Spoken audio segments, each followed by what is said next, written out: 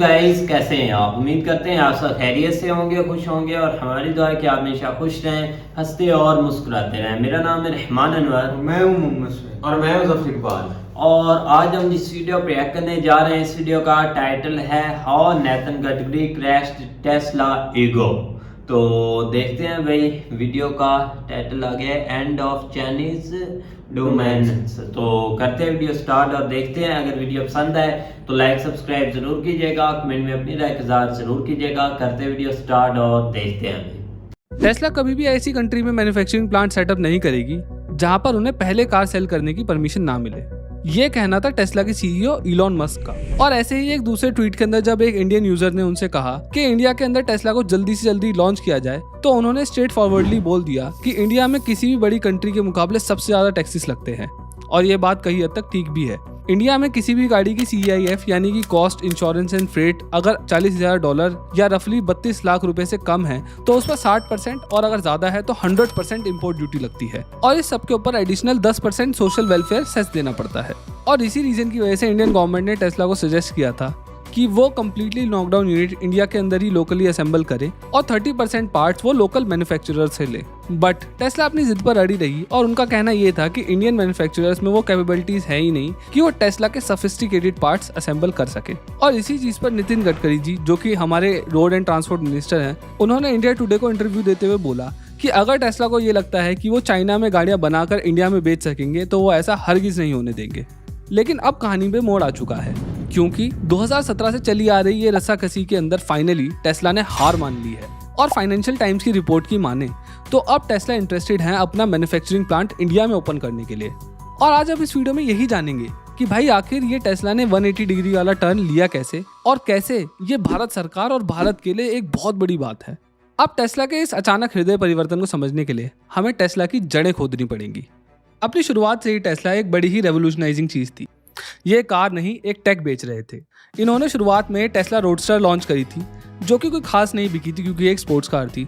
लेकिन असली मजा तब आया जब टेस्ला ने मॉडल S को लॉन्च करा, जो कि एक लग्जरी कार थी और इसकी तरफ पूरी दुनिया की नजरें हो गई थी। पर बड़ी बात तब हुई जब 2017 में मॉडल 3 को लॉन्च करा गया, जो कि एक मास मार्केट इलेक्ट्रिक कार थी।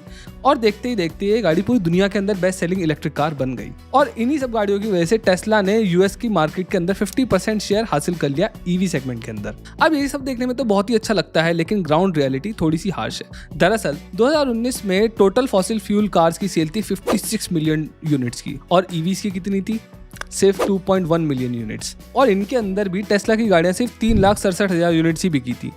और सबसे बड़ी बात तो यह है कि टेस्ला का 50% रेवेन्यू सिर्फ USA मार्केट से आता है, जिससे कि ये समझ में आता है कि उनकी कोई वर्ल्ड वाइड बड़ी प्रेजेंस नहीं है।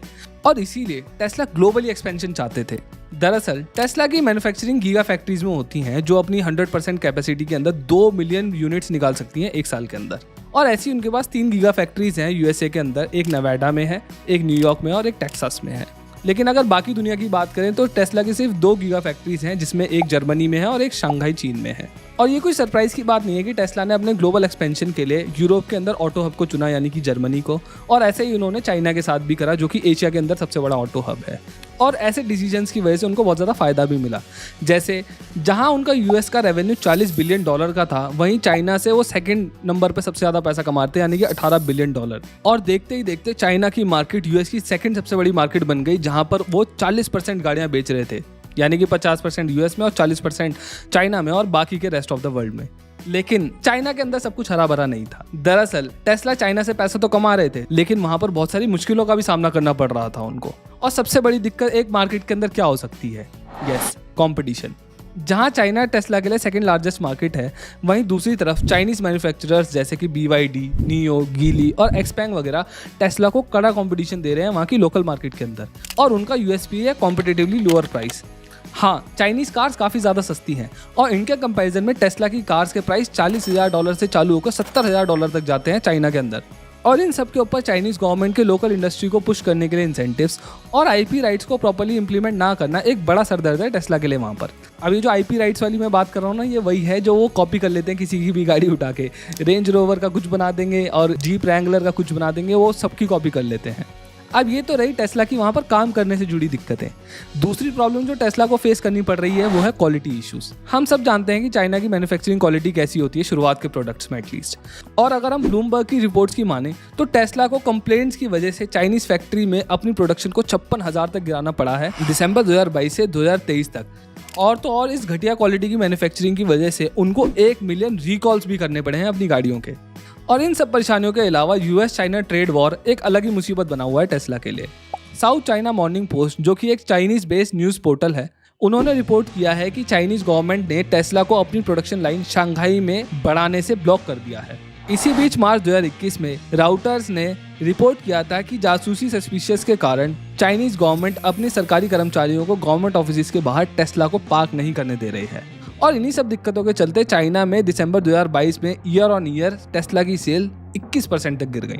अब इन सब बातों के बाद टेस्ला को ये समझ में आ चुका था कि उन्हें सिर्फ एक बड़ा मार्केट ही नहीं चाहिए, बल्कि एक ऐसा मार्केट भी चाहिए जिसके यूएसए के साथ रिलेशनशिप अच्छे हों। और यहीं पर आता है इंडिया का रोल। टेस्ला को साउथ ईस्ट एशियन मार्केट्स पर कब्जा करना है। और जैसा मैंने अभी बताया, वो चाइना से दुखी हैं और दूसरा बड़ा ऑप्शन उनको इंडिया ही दिखाई देता है मैन्युफैक्चरिंग के लिए। और भले ही 2017 में टेस्ला के लिए इंडिया को इग्नोर करना आसान रहा हो, लेकिन अब वो ऐसा नहीं कर सकते। और उसका सबसे बड़ा रीज़न है वो काम जो गवर्नमेंट ने इंडिया में पिछले कुछ सालों के अंदर करे हैं ईवीज़ के इकोसिस्टम को सुधारने के लिए। इंडिया ने भले ही लेट स्टार्ट किया हो, लेकिन अब गवर्नमेंट कार्बन इमिशंस को लेकर काफ़ी ज़्यादा स्ट्रिक्ट है। इंडिया का गोल है 2030 तक 45% के नीचे कार्बन इंटेंसिटी को करना और 2070 तक नेट जीरो कार्बन इमिशंस तक पहुंचना। और इन सब में ईवीज़ एक बहुत बड़ा रोल निभाने वाली है, जैसा हम सब जानते ही हैं।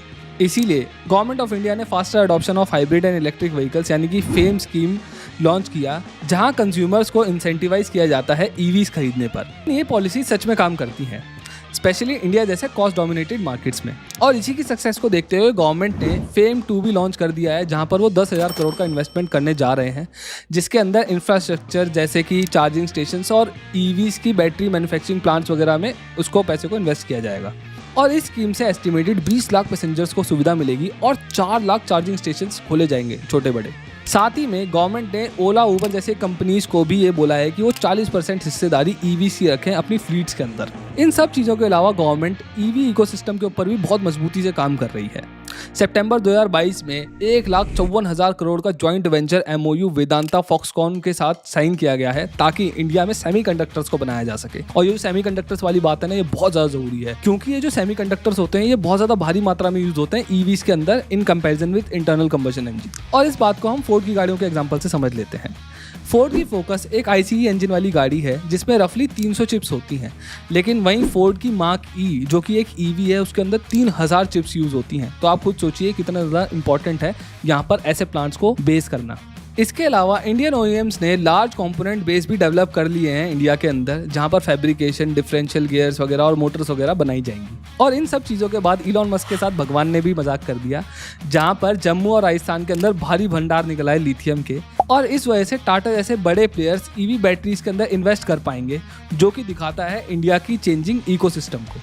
और यही वो सारे रीजंस हैं जिनके चलते टेस्ला इंडिया के अंदर अपने प्लांट सेटअप करने पर, यहाँ पर गाड़ियाँ बेचने पर और यहाँ से गाड़ियाँ एक्सपोर्ट करने पर इतना ज़्यादा मजबूर हो चुका है।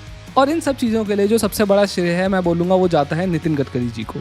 उनका इस तरीके का विजन और एटीट्यूड टेस्ला को साफ चेतावनी देता है कि आप आओगे तो वेलकम है, नहीं आओगे तो भीड़ कम है। क्योंकि अब इंडिया के अंदर बहुत सारी अच्छी इलेक्ट्रिक कार्स बनने लग गई हैं इन सारे इनिशिएटिव्स के बाद। और इन चीज़ों से हमें आगे भी सीख लेनी चाहिए कि फॉरेन कंपनीज के पीछे भागने से अच्छा ये है कि आप अपनी कंट्री में ही इंफ्रास्ट्रक्चर और इकोसिस्टम को डेवलप कर लें, ताकि बाहर की कंपनियां भी इंडिया के अंदर आने के लिए मजबूर हो जाए। और अब जब टेस्ला मजबूरी के अंदर ही सही इंडिया के अंदर मैन्युफैक्चरिंग करने वाली है, तो आप जानते हैं इससे क्या क्या फायदा होने वाला है इंडिया को। एक तो सबसे बड़ा फायदा ये होने वाला है कि जब वो यहाँ पर मैन्युफैक्चरिंग करेंगे तो वो यहाँ की कंपनीज के साथ कोलैबोरेशन करेंगे, जिससे कि यहाँ के कंपोनेंट सप्लायर को और बाकी कंपनीज को बहुत ज़्यादा सीखने को मिलेगा। और उन कंपनीज के अंदर काम करने वाले इंजीनियर्स बहुत ज़्यादा कुशल होंगे। साथ ही साथ जो लोग टेस्ला के अंदर खुद काम करेंगे और जब वो टेस्ला को छोड़कर किसी और इंडियन कंपनी में या किसी और दूसरी कंपनी में जाएंगे इंडिया के अंदर ही, तो वो अपनी नॉलेज को वहाँ पर डिलीवर करेंगे। और ऐसा तो होता ही है। इसका सबसे बड़ा एग्जांपल है अमेरिका की रिवियन इलेक्ट्रिक ट्रक कंपनी, जिसके अंदर बहुत सारे टेस्ला के इंजीनियर्स काम करते हैं और वहाँ पर अपनी नॉलेज साझा करते हैं, जिससे वो बहुत अच्छे इलेक्ट्रिक ट्रक्स बना पाते हैं। और इससे जो लास्ट और सबसे बड़ा फ़ायदा मिलने वाला है वो मिलने वाला है कंज्यूमर्स को। जब टेस्ला अपनी गाड़ियाँ इंडिया में लेकर आएंगी तो उस वजह से हमारी इंडियन कंपनीज़ को या बाकी कंपनीज जो इंडिया के अंदर काम कर रही हैं उनको अपनी टेक्नोलॉजी में एडवांसमेंट मजबूरी में करना ही पड़ेगा और अपनी गाड़ियों को कॉस्ट इफेक्टिव प्राइजेस पर डालना पड़ेगा ताकि इंडिया के लोगों का भला हो सके। अगर आपको मेरी ये वीडियो पसंद आई हो तो please consider subscribing this channel. इस वीडियो को लाइक करिए, शेयर करिए और कमेंट्स में अपने विचार नेतन जी ने अपना काम कर दिखाया। वो तो अभी हम देख ले कि पता चल ही गया है कि जब अब पीएम मोदी जी का विजिट हुआ है तो सीधा जाकर भाई पता चल गया है कि एलन मस्क बोल रहा है कि भाई हम तो पीएम मोदी जी के फैन हैं बड़े, लेकिन फैन बनना पड़ेगा। हर तरफ से तो भाई गिरे पड़े हैं। अब इंडिया में आएंगे, इधर अपनी लगाएंगे भाई, जो भी अपनी कंपनीज इधर ही लाएंगे। लेकिन देख ले कि कैसे एक चीज़ें बदली है नेतन जी ने कि उनका ऐसे बोल रहे थे कि हम कभी भी इंडिया नहीं जाएंगे, इंडिया ये है वो, क्योंकि हमने देखा था कि वो पहले आने लगे थे लेकिन फिर एकदम से उन्होंने कल्टी मारी और बोला कि हम पता नहीं क्या चीज़ें हैं, वो क्या चीज़ें उनको लेकर बैठ गई और आज वो पीएम मोदी के बन गए हैं फैन भी और इधर आएंगे भी। पहले वो काफी एक चाइना पर भाई उनके एक डिपेंड थे और चाइना में काफी उनकी मैन्युफैक्चरिंग हो रही थी। हाँ। इसलिए भाई अब चाइनीज तो भाई चालाक निकले, उन्होंने अपनी एक मतलब कि अपनी गाड़ियाँ बनाना स्टार्ट कर दी क्योंकि काफी में वो भाई सबसे बड़े मार है। इसलिए भाई वो एक टेस्ले का एक भाई रेट जो टेस्ला उसका रेट भी कम होने लगा और एक मतलब के जो रेटिंग है वो भी उधर गिर गई और लोग एक प्रेफर करने लगे चाइनीज गाड़ियों को। आपको पता है लास्ट टाइम हमने व्लॉग भी बनाया था तो कितनी छोटी छोटी गाड़ी एक बंदा लेकर गुजर रहे हैं तो उन्होंने भाई अपना एक सिस्टम उधर चलाना स्टार्ट कर दिया। इसलिए अब उनको भाई एक सबसे जो बड़ी मार्केट नज़र आ रही है ना वो इंडिया है। पहले ये काफ़ी रोला पड़ा रहा है इनका मतलब कि टेस्ला का और इंडिया का कि इधर आ रहे हैं जा रहे हैं, लेकिन अभी एक कन्फर्म हो गया जब एक उसने बोला ना कि एलन मस्क ने मैं एक पीएम मोदी का भाई फ़ैन हूँ और फ़ैन के पीछे काफ़ी भाई राज छुपे हुए थे। वो फैन यही राज थे कि आप इधर एंट्री मारनी है। बिल्कुल ऐसे ही है क्योंकि उस वक्त जो एक मामला उठा था ना उसमें एलन मस्क ने तो यही जताया कि मैं जो मतलब जो है ना वो खुद नहीं आना चाह रहा है इस तरह के सीन, लेकिन उसके पीछे भी वजह यही थी कि आगे से जो है ना वो नितिन जी ने थोड़ा सा ना सब्र कर लिया। लेकिन ये कि उस वक्त उनका एक अच्छा विजन था कि मतलब हम प्रीफर करें अपने जो खुद की प्रोडक्ट है उसके ऊपर हमें जो है ना फिलहाल ज़रूरत भी नहीं है, क्योंकि वो उस वक्त अगर उसको ले लेते ना तो वो मतलब उसका और दबदबा होता या वो किसी और तरीके से मार्केट में एंट्री मारता। लेकिन अब थोड़ा सा सीन उसका चेंज हो गया कि ये 2-3 सालों में उसको इस हद तक तो समझ लग गई है जिस तरह चाइना ने उसको काफ़ी हद तक मार दी है तो उसको इस चीज़ का अंदाज़ा हो गया कि अब जो है ना ये इम्पोर्टेंट हो गया कि हम एक नई मार्केट में और एक बड़ी मार्केट में एंट्री मारे। लेकिन उसका एज भी होगा। एक तो बिल्कुल उन्होंने जिस तरह फ़ैन का यूज़ लफ्ज़ इस्तेमाल किया वो ऐसे नहीं किया, उसके पीछे भी वजह है कि अब वो चाहता है कि मुझे ना किसी तरीके जो है ना वो एंट्री और बल्कि वो खुद के तौर पे जो है ना वो अब वो पिछली बातें छोड़ के अब आना चाहता है। लेकिन उसका फ़ायदा जो है ना वो यही होगा कि एक तो ठीक है फॉरेन दूसरा ब्रांड की एंट्री हो जाएगी, लेकिन साथ साथ जो अपनी होम प्रोडक्शन इंडस्ट्री है ना उसमें काफ़ी हद तक जो फीचर्स है ना उनमें भी चेंज आएगा और टेक्नोलॉजी के हवाले से जो है ना वो बहुत। लेकिन फिर भी अब इंडियन लोगों का माइंड इस हद तक जो है ना वो सेट हो चुका है कि वो प्रीफर करते हैं अपनी होम प्रोडक्शन जो प्रोडक्ट है ना उनके ऊपर जो है ना वो ज़्यादा प्रेफरेंस करते हैं। लेकिन फिर भी कुछ लोगों को जो मतलब होता है थोड़ा सा हिसाब उनका ऐसा जो थोड़े VVIPs होते हैं उनको कि वो मतलब थोड़ा ब्रांड के पीछे भागते हैं। लेकिन फिर भी जो एक नॉर्मल बंदा ना उसकी कोशिश यही होती है कि वो अपने घर की चीज़ को जो है ना वो प्रीफर करे। ये एक माइंड सेट के ऊपर डिपेंड होता है।